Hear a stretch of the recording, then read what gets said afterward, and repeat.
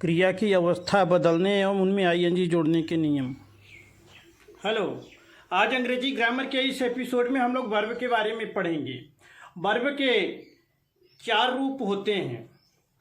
Verb के बारे में, वर्ब कितने प्रकार के होते हैं इसका अलग से अध्ययन करेंगे। अभी वर्ब के रूप देखते हैं, जिसे फॉर्म कहते हैं। क्रिया की अवस्था हिंदी में बोलते हैं फॉर्म ऑफ वर्ब। तो फॉर्म्स देखेंगे 4 होते हैं। पहला रूप को फर्स्ट फॉर्म प्रचलित रूप में कहते हैं, जिसका नाम होता है present form. Present form, first form, पहली अवस्था।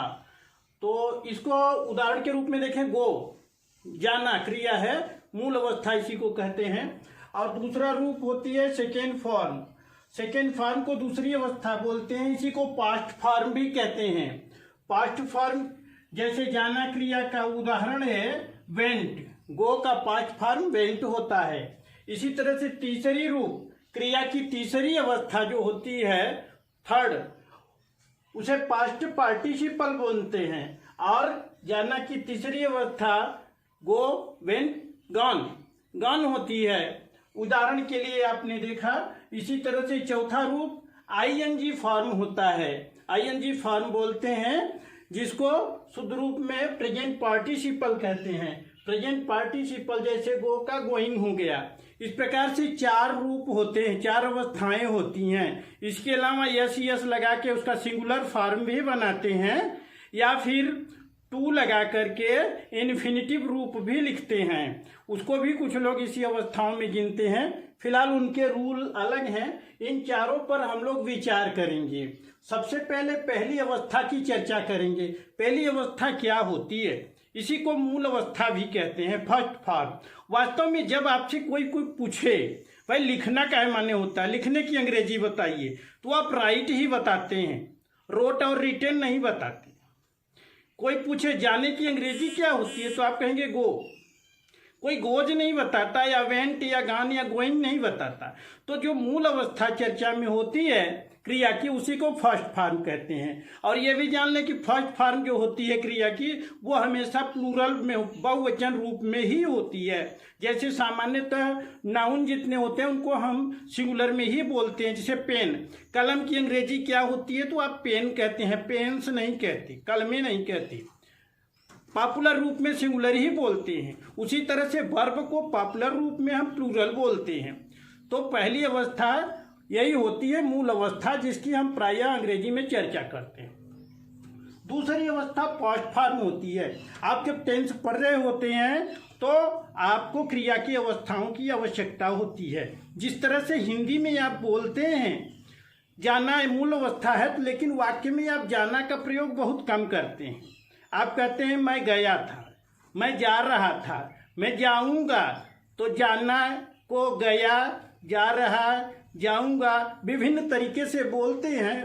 उसी तरह से अंग्रेजी में भी क्रिया की अवस्थाओं को विभिन्न रूपों में लिखते या बोलते हैं। आइए सबसे पहले हम आईएनजी फॉर्म की चर्चा करते हैं, जो इन 3 फॉर्म से अलग है। प्रायः हम 3 फॉर्म तो लर्न करते हैं, go, went, gone, write, wrote, written. लेकिन ये तीसरी फॉर्म जो है, इसे बहुत इजी माना जाता है कि क्रिया में आईएनजी जोड़ दो, बस आईएनजी फॉर्म बन जाता है, प्रेजेंट पार्टिसिपल बन जाता है। लेकिन थोड़ी सावधानी रखनी होती है। जिस क्रिया में आईएनजी आप जोड़ रहे हैं उसमें स्पेलिंग को भी ध्यान देना होगा, सिलेबल को ध्यान देना होगा। आइए उसी पर थोड़ी सी चर्चा करते हैं। चौथे अवस्था की क्रिया में आईएनजी लगाना। सामान्य रूप से तो होता क्या है कि आपकी क्रिया है गो, तो प्लस आईएनजी बन गई गोइंग, सीधे सीधे। किंतु कुछ क्रियाएं ऐसी हैं जिनमें सीधे नहीं बनता। जैसे अगर किसी क्रिया के लास्ट में ई हो और उसके पहले कोई कॉन्सोनेंट हो, जैसे राइट, राइट में लास्ट में ई है और उसके पहले कॉन्सोनेंट टी है, तो इसको जब आप आईएनजी लगाएंगे तो ई हट जाएगा। राइटिंग। इस तरह से सेकेंड रूल आपने जाना कि क्रिया के स्पेलिंग में देखेंगे लास्ट में अगर ई है और उसके पहले कॉन्सोनेंट है तो आईएनजी लगाते समय ई हट जाता है। दूसरा पॉइंट आपने देखा। पहला पॉइंट तो सामान्यतः क्रियाओं में आईएनजी लगा देते हैं, किंतु अगर ई है तो ई को हटा देते हैं बशर्ते उसके पहले कॉन्सोनेंट हो। अब देखिए सी में डबल ई है, ई तो है लास्ट में लेकिन उसके पहले वावेल है, तो यहां पर आप आईएनजी लगाएंगे तो ई नहीं हटाएंगे, सीधे सीधे इसमें लगा देंगे आप। तो ये चीज समझ में आ गया कि आप ई हटाकर आईएनजी जोड़ेंगे बशर्ते उसके पहले कॉन्सोनेंट हो। यदि वर्ब के लास्ट में कॉन्सोनेंट हो और उसके पहले वावेल हो, वावेल यानी ए, ई, आई, ओ और यू, इनको वावेल माना जाता है, अंग्रेजी में स्वर कहा जाता है, 5 माने गए हैं।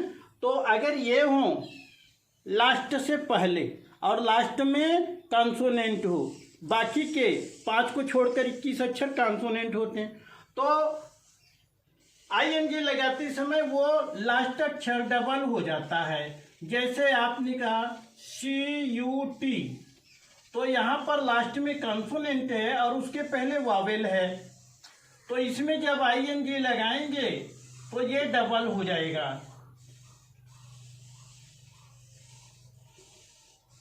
इस तरह से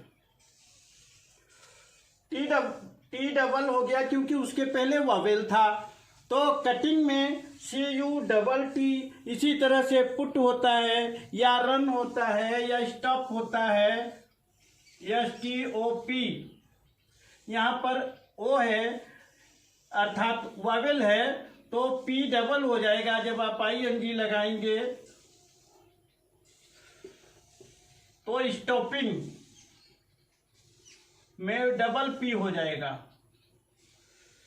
इसी तरह से रन में RUN, यू है पहले इसलिए डबल N हो जाएगा।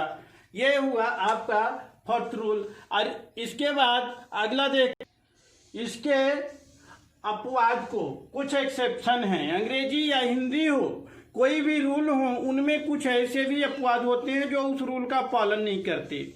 आप जानते हैं कि 5 वावेल होते हैं, किंतु W और Y इन्हें भी अर्ध स्वर या सेमी वावेल कहा जाता है, अर्थात ये कहीं कहीं वावेल का काम करते हैं और कहीं कहीं कॉन्सोनेंट का काम करते हैं। इसलिए ये नियम जो अभी आपने देखा इन पर लागू नहीं होता। जैसे LAY, ले, यहाँ पर ये देखिए वावेल है और ये वाई है, तो वाई कॉन्सोनेंट ग्रुप में आ जाता है, तो आप कहेंगे वाई डबल हो जाना चाहिए आईएनजी लगाते समय, किंतु डबल नहीं होगा।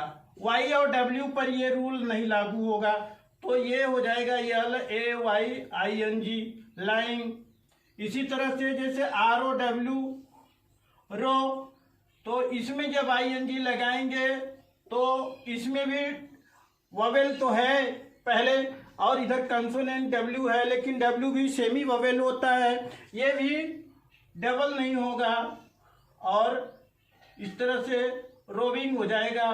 तो आपने देखा वाई और डब्ल्यू पर आपका ये रूल लागू नहीं होगा, इसको ध्यान देना है। इसके अलावा नेक्स्ट IE से संबंधित होता है। यदि किसी वर्ब के लास्ट में IE हो तो ING लगाते समय IE हट जाता है। जैसे होता है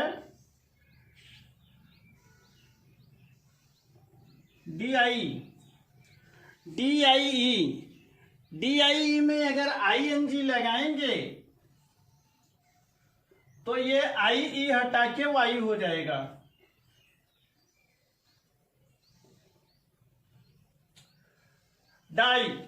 डाई में डाइंग जब करेंगे तो IE हट करके Y हो जाता है, अर्थात किसी क्रिया के अंत में अगर IE है तो आप उसको हटा करके Y लगा के तब ING लगाएंगे। जैसे लाई में क्या होगा, क्या हो जाएगा, LYING, बिल्कुल ठीक, LYING हो जाएगा। इस तरह से आप कर लेंगे। क्रिया के अंत में अगर IE है तो उसको हटा के आप Y लगा के तब ING जोड़ेंगे। इसी प्रकार नेक्स्ट रूल, यदि किसी भी क्रिया के अंत में Y हो या W हो तो उसमें कुछ करना नहीं, ING सीधे लगा देना है। जैसे CARRY कैरी, तो इसमें ING जोड़ेंगे, कैरिंग हो जाएगा। इसमें कोई रूल नहीं लगाना है, सीधे कर देना है। यानी लास्ट में Y रहे तो आपको ING जोड़ देना है। इस प्रकार चौथी अवस्था अर्थात ING लगाने के कुछ रूल हमने समझे। अब आइए हम लोग समझते हैं सेकेंड और थर्ड फॉर्म के बारे में। वर्ब की जो 3 फॉर्म है, प्रेजेंट, पास्ट और पास्ट पार्टिसिपल, यानी पहली, दूसरी, तीसरी अवस्था, इसमें हम 2 भागों में बांट के स्टडी करेंगे। देखिए, जो दूसरी तीसरी अवस्था हम बनाते हैं पहली अवस्था के आधार पर बनाते हैं। तो पहली अवस्था से दूसरी तीसरी बनाते समय यदि स्पेलिंग बदलती है तो उन्हें हम एक अलग ग्रुप में, ऐसी वर्ब को एक अलग ग्रुप में, ग्रुप ए कहेंगे और स्ट्रांग वर्ब इनको कहेंगे। और दूसरी वेव होती हैं जिनका सेकेंड फॉर्म और थर्ड फॉर्म में स्पेलिंग नहीं बदलना होता बल्कि उसमें कुछ जोड़ देते हैं, जैसे EIED जोड़ करके बन जाता है, उन्हें वीक वर्ब कहते हैं। तो पहले स्ट्रांग वर्ब की चर्चा करें। स्ट्रांग वर्ब का जैसे उदाहरण लेते हैं हम यहाँ पर, एवॉइड, एवॉइड मीन्स रहना, एवॉइड, एबोर्ड, एबोर्ड, यहाँ पर ABIDE है और आप देख रहे हैं यहाँ ABODE हो गए सेकेंड और थर्ड फॉर्म में। हालांकि दोनों सेकेंड थर्ड समान है लेकिन फर्स्ट से भिन्न है, स्पेलिंग चेंज हुई है। इसी प्रकार से बिगिन, BEGIN, यहाँ पर GIN है, यहाँ GAN हो गया, यहाँ GUN हो गया। तो यह तीनों में स्पेलिंग चेंज हुई, अर्थात फर्स्ट फॉर्म से स्पेलिंग चेंज हो गई। इसी प्रकार से कम, केम, कम, यहाँ फर्स्ट और थर्ड तो समान है, सेकेंड बदल गया। डिग, डग, डग, डिग मीन्स खोदना, यहाँ पर डग, देखिए सेकेंड और थर्ड फॉर्म में आई की जगह यू हो गया है। ईट, एट, ईटेन, यहाँ EAT है तो ये ATE हो गया, ईटेन में EN लग गया। फाइट, फॉट, फॉट, इस प्रकार से सो मेनी वर्ब्स आप देख सकते हैं जिनकी स्पेलिंग चेंज करने से दूसरी तीसरी अवस्था बनती है। आप केयर करेंगे, ऐसे को लर्न करना पड़ेगा आपको और अभ्यास करते करते आ जाएगा। सेकेंड थर्ड फॉर्म ये स्ट्रांग वर्ब कहती जाती हैं जिनकी स्पेलिंग चेंज करने से सेकेंड एंड थर्ड फॉर्म बनता है।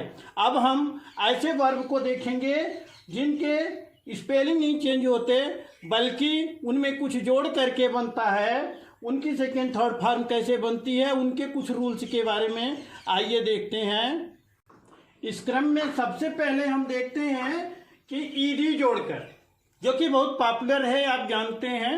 वर्ब में ED जोड़ दिया जाता है तो सेकेंड फॉर्म बन जाती है और थर्ड फॉर्म भी बन जाती है, ये बहुत पॉपुलर है। जैसे स्टार्ट में ED जोड़ दिया, स्टार्टेड, स्टार्टेड, या ओपन है, ओपन में, ओपन मीन्स खोलना होता है। इसका दूसरा तीसरा अवस्था अगर आपको करना है तो इसमें भी आप कुछ नहीं किए, ED जोड़ दिए, ओपेंड, और पास्ट पार्टिसिपल बनाना है, इसमें भी ED जोड़ दिया आपने, ओपेंड। इसी तरह से फिनिश, फिनिश्ड, फिनिश्ड, तो इस प्रकार ED जोड़ करके सेकेंड और थर्ड फॉर्म बना ली जाती हैं। सेकेंड रूल में ये गौर करेंगे कि यदि वर्ब के लास्ट में E लगा हुआ है तो केवल D जोड़ देते हैं। ऐसी वर्ब भी होती हैं जिनमें केवल D जोड़ करके सेकेंड फॉर्म थर्ड फॉर्म बन जाता है, जैसे लाइक है, लाइक्ड, लाइक्ड हो गया, केवल ED जोड़ना नहीं है, E लगा हुआ है, केवल D जोड़ दिया। इसी प्रकार टायर, टायर में थकना होता है, TIRE, टायर, टायर माने थकना। Tired, TIRED, RED, only D जोड़ दिया आपने, TIRE पहले से है, ई लगा हुआ है, टायर्ड। इस प्रकार सेकेंड और थर्ड फॉर्म बना। ध्यान देने की बात है, हिंदी में मीनिंग तो आप समझते हैं, मीनिंग लिखेंगे, आप लिख करके लर्न कर लेंगे। सेकेंड फॉर्म क्या होता है, उसी का बीता हुआ काल, पास्ट होता है, अर्थात जैसे जाना का हो जाता है गया, लिखना का हो जाता है लिखा। तो इसको अलग से लर्न नहीं करना है हिंदी, बल्कि अपने आप आपको दिमाग में रख लेना। जैसे टायर माने थकना, तो थका या थक गया। और थर्ड फॉर्म पास्ट पार्टिसिपल होता है चुका लगा के, हाँ, जा चुका, थक चुका, लिख चुका, इस तरह से ये परफेक्ट टेंस में यूज होते हैं। अगले रूल को देखते हैं। यदि वर्ब के अंत में वाई हो और उसके पहले कॉन्सोनेंट हो, जैसे ट्राई, यहाँ वाई है और अंत में कॉन्सोनेंट है, तो इसका सेकेंड फॉर्म वाई हटा के IED लग जाता है, TRIED, ट्राई। इस तरह से तो कुछ क्रियाएं ऐसी हैं जो इस तरह से बनेगी, लेकिन सभी में ऐसा नहीं है। यदि वाई है लास्ट में और ये कॉन्सोनेंट ना हो करके बल्कि वॉवेल है, तब ये नियम नहीं लागू होगा। जैसे प्ले, प्ले में लास्ट में वाई है लेकिन उसके पहले वॉवेल है, AEIOU वॉवेल होते हैं, जैसा कि आपको बताया गया। तो इसमें क्या करेंगे, आप सीधे सीधे ED लगाएंगे, प्लेट, प्लेट। इस प्रकार वाई लास्ट में रहे, उसके पहले कॉन्सोनेंट रहे तो IED लगाएंगे, और अगर उसके पहले वॉवेल रहे तो केवल ED लगा देंगे। यहीं पर यह भी ध्यान देना है आपको, यहाँ तो वाई की बात, अभी जो सेमी वॉवेल हमने YW कहा, इनके लिए अलग रूल है, बाकी पर रूल अलग लागू होते हैं। अर्थात अगर वॉवेल है और इसके बाद लास्ट में कॉन्सोनेंट है, YW की बात हम नहीं करें, और एक ही वॉवेल है, ये भी गौर करेंगे, एक ही वॉवेल है तो डबल हो जाता है सेकेंड फॉर्म। और थर्ड फॉर्म बनाते समय उसमें जो ED लगाते हैं तो पहले डबल करके तब लगाएंगे। जैसे स्टॉप, तो स्टॉप में ये कॉन्सोनेंट है, उसके पहले वॉवेल है, तो जब इसकी सेकेंड थर्ड फॉर्म बनाएंगे तो ये P को डबल करके तब ED लगाएंगे। स्टॉप डबल करके तब ED लगाया, स्टॉप्ड, स्टॉप्ड। इस तरह से स्टॉप मीन्स रुकना, प्ले मीन्स खेलना, ट्राई मीन्स प्रयास करना।